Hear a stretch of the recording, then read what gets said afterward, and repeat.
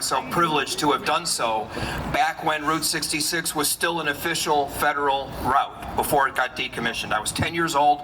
It was in the 70s, and it was a journey that I will never forget. I made it with my family, my mom and my dad. My mom's here. Wave to everyone.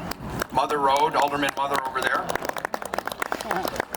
My dad at the wheel of the family truckster station wagon, complete with the wood paneling, and my mom in the front seat, and us kids in the back, wanting to stop at every roadside attraction that we passed. That was truly the essence of Route 66 that we capture today.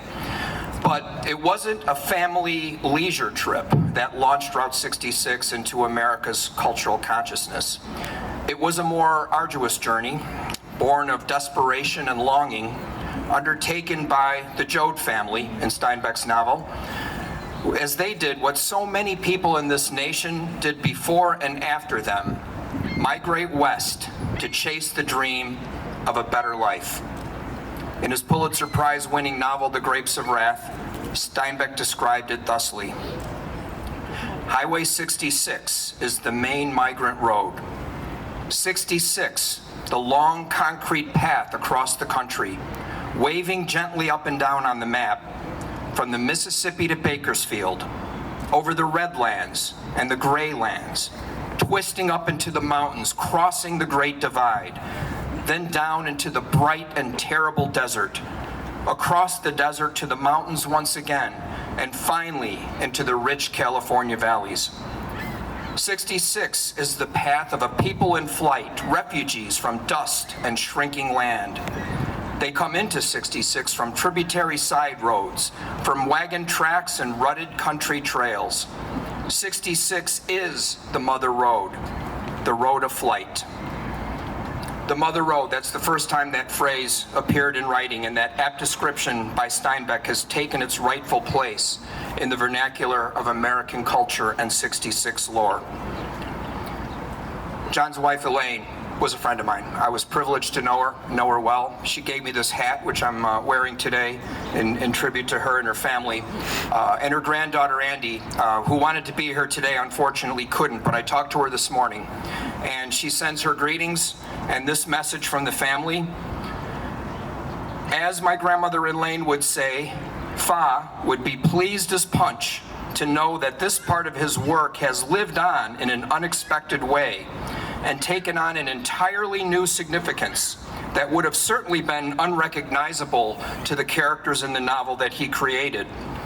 My grandfather himself loved a good road trip, as he chronicled in his later book, Travels with Charlie, and he appreciated the bittersweet nostalgia of a trip taken in the present with echoes of the past. He would be delighted to know that he's looked upon as a kindred spirit by today's wanderers of America's Mother's Road.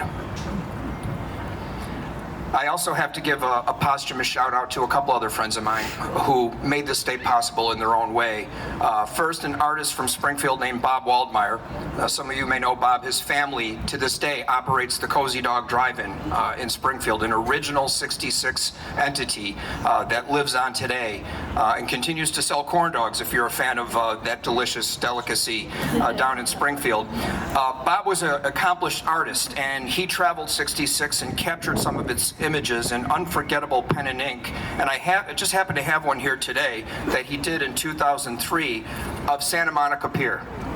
And what's interesting about this is Bob took pains in the description of what he drew here on Santa Monica Pier to point out that Santa Monica Pier was originally built as a sewage discharge pipe. So I'm not sure what symbolism could be found there.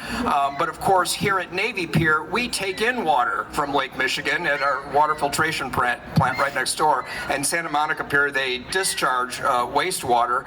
So there should be no further dispute about the direction 66 goes, right? It goes from here to there, no question about it, and Bob captured that so vividly. His work lives on, by the way, in so many different venues.